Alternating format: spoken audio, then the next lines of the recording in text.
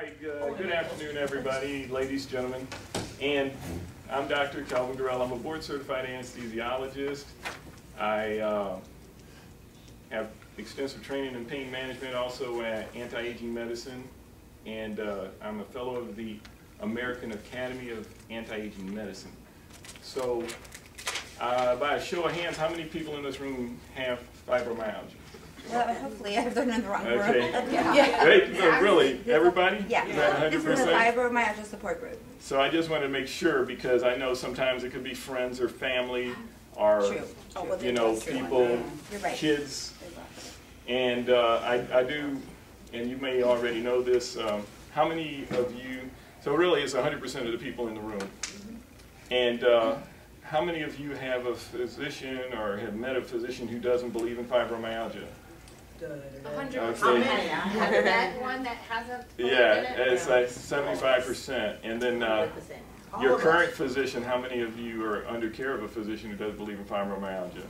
Doesn't? Does not believe in the existence of fibromyalgia. Because I can tell you, I go to the pain management symposiums and there's still talks. And at those talks, sometimes on stage, it's one board-certified anesthesia pain management physician who says, I believe in fibromyalgia. There's another one that says that it doesn't exist. I do not believe in it. Yeah. So this is a difficult diagnosis. It is controversial. Yeah, but believe is the wrong phrase. They should think of another phrase that said believe in it. Well, that's... Either it exists or it doesn't exist. I don't believe in it. Well, the guy up there on the stage who's an expert in pain management is saying it doesn't exist. So he's denying the existence of your medical condition. Or he is also saying this is a garbage diagnosis, it's a miscellaneous diagnosis, it's a misdiagnosis, it's either rheumatoid or it's lupus or something else. I'm not here to condemn you or to say that is the case. Thank you. I believe there is the existence of fibromyalgia, but you already know it's complicated.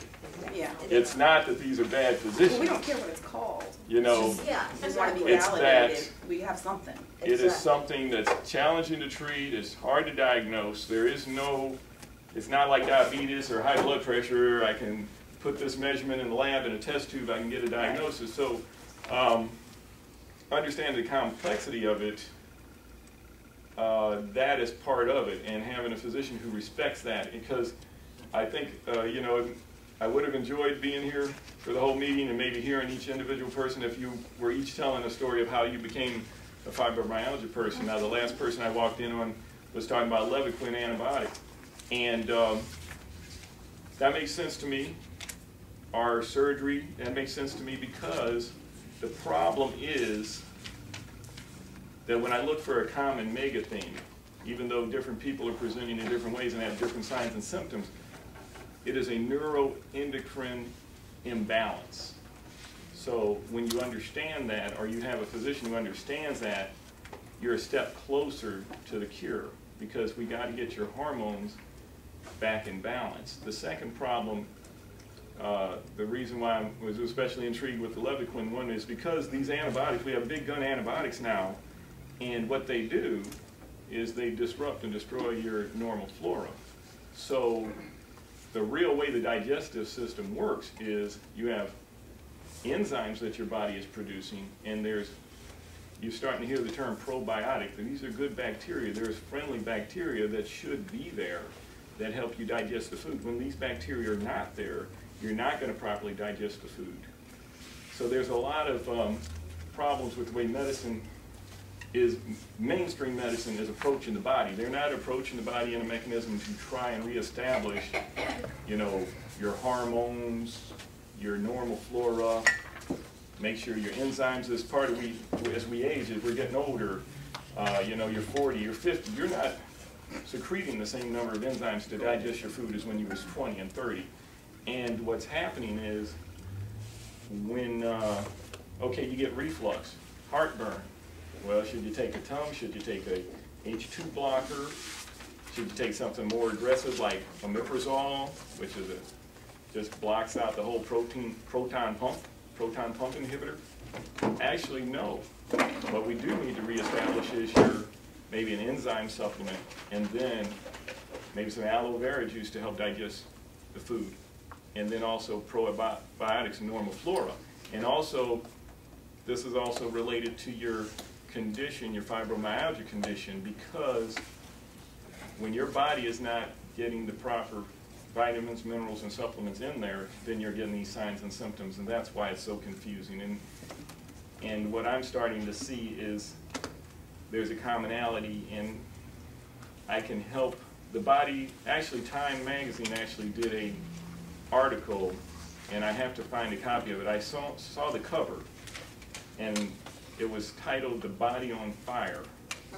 And what they were trying to show is that heart attacks, heart disease, that's inflammation in the blood vessel.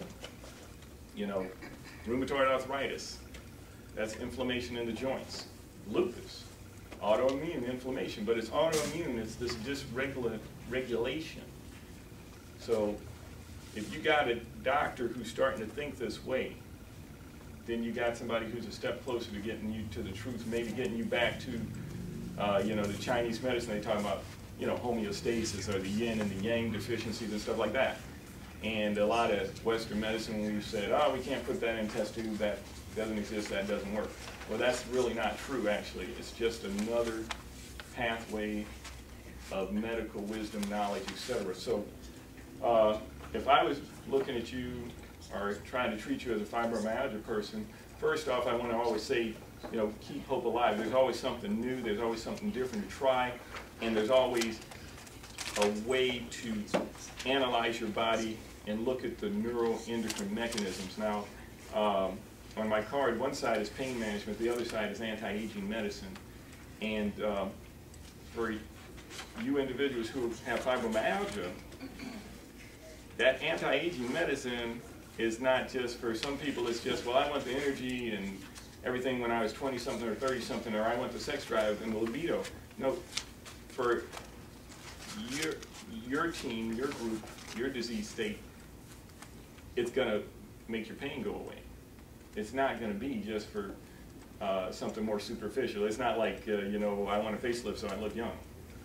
You're going to feel younger and your vitality is going to be reestablished, but it's also going to be toward that process of curing this disease. Now, there's some labs I partner with, and we do more advanced endocrinological analysis than, you know, going to Quest and measuring your, you know, growth hormone and everything else.